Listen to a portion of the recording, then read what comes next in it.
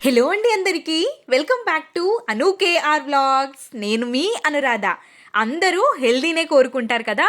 Healthy recipe, weight loss అవ్వాలి అనుకునే వాళ్ళకి కూడా చాలా బాగా యూజ్ అయ్యే రెసిపీ, చాలా హెల్త్ బెనిఫిట్స్ ఉండే ఈ రెసిపీని తప్పకుండా వీడియోని ఎక్కడ స్కిప్ చేయకుండా పూర్తి వీడియోని చూసేయండి. ఇంకా ప్రాసెస్ చూసేద్దాం, వచ్చేయండి.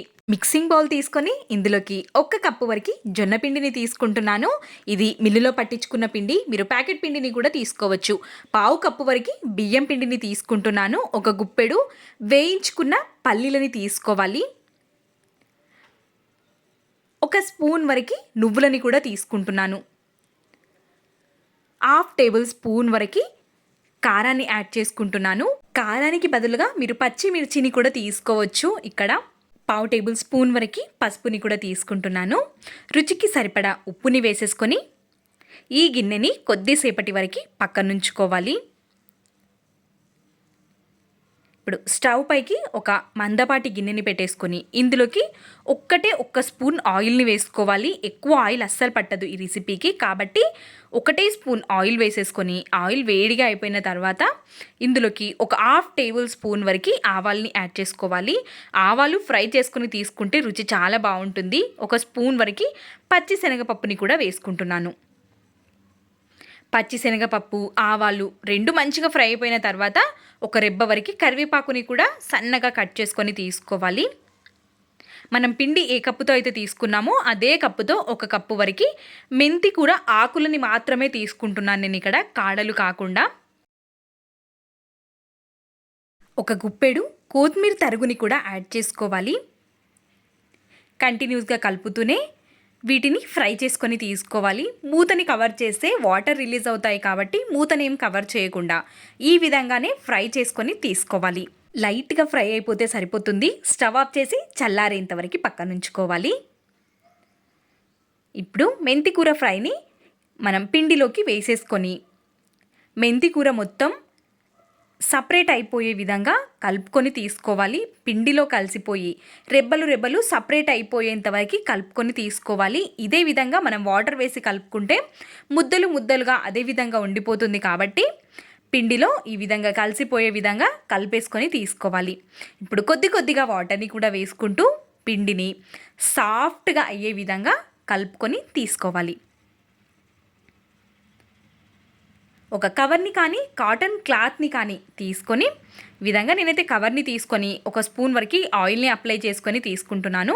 పిండిలో నుంచి ఒక చిన్న సైజ్ ముద్దని తీసేసుకొని కవర్ పైకి పెట్టేసి ఈ విధంగా నెమ్మదిగా ప్రెస్ చేసుకొని తీసుకోవాలి. మనం జొన్న పిండితో ప్రిపేర్ చేస్తున్నాం కాబట్టి ఖచ్చితంగా సాఫ్ట్గా ఉంటుంది పిండి, కాబట్టి మెల్లిగా ప్రెస్ చేసుకొని తీసుకోవాలి. మధ్యలో నువ్వులు, పల్లీలు తలుగుతూ చాలా రుచిగా ఉంటుంది ఈ రెసిపీ. కవర్ పైన చేసుకుంటున్నాం కాబట్టి తీయడం కూడా చాలా సులువు. ఈ విధంగా ప్రిపేర్ చేసుకొని అప్పటికప్పుడే వేయించుకొని తీసుకోవాలి, లేదంటే విరిగిపోతాయి. స్టవ్ పైకి ప్యాన్ పెట్టేసుకొని ప్యాన్ మంచిగా వేడిగా ఉన్నప్పుడు మాత్రమే 1 స్పూన్ వరకు ఆయిల్ని వేసి మనం ప్రిపేర్ చేసుకున్న ఈ అప్పంని వేసేసుకోవాలి. మంచిగా కాలిన తర్వాతే ఇంకొక సైడ్ టర్న్ చేసుకొని కావాలి అనుకుంటే 1 స్పూన్ వరకు ఆయిల్ని కూడా వేసేసుకొని మంచిగా కాల్చుకొని తీసుకోవడమే. మీకు ఆయిల్ వద్దు అనుకుంటే ఆయిల్ లేకుండా కూడా కాల్చుకొని తీసుకోవచ్చు. రుచి చాలా బాగుంటుంది. జొన్న పిండితో చేసినా కానీ ఈ విధంగా చేసుకొని తింటే రుచి అయితే చాలా బాగుంటుంది. రుచి కూడా ఆరోగ్యం కూడా. కాబట్టి మంచిగా ఫ్రై చేసేసుకొని ఇంకా ప్లేట్లోకి సర్వ్ చేసుకొని తినేయడమే. ఇలాంటి మరెన్నో రెసిపీస్ మన ఛానల్లో ఉన్నాయి. జొన్న పిండి రెసిపీసే కాకుండా ఇంకా చాలా రకాల రెసిపీస్ అనేవి ఉన్నాయి. కాబట్టి మన ఛానల్ని ఒక్కసారి చూసేయండి. ఇంకో దాన్ని కూడా చూపిస్తాను.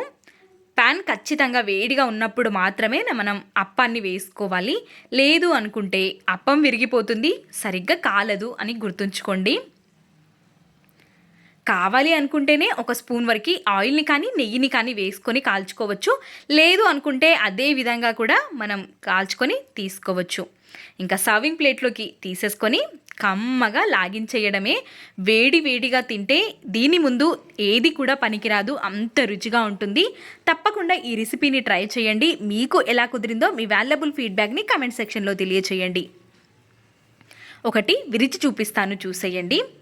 చూస్తుంటేనే ఎంత యమ్మీగా కనిపిస్తుందో కదా. ఇంకెందుకు ఆలస్యం, మరి ఈ రెసిపీని ప్రిపేర్ చేసుకోండి. మీకు ఎలా కుదిరిందో మీ వాల్యుబుల్ ఫీడ్బ్యాక్ని నాకు కమెంట్ సెక్షన్లో తెలియచేయండి. Thanks for watching.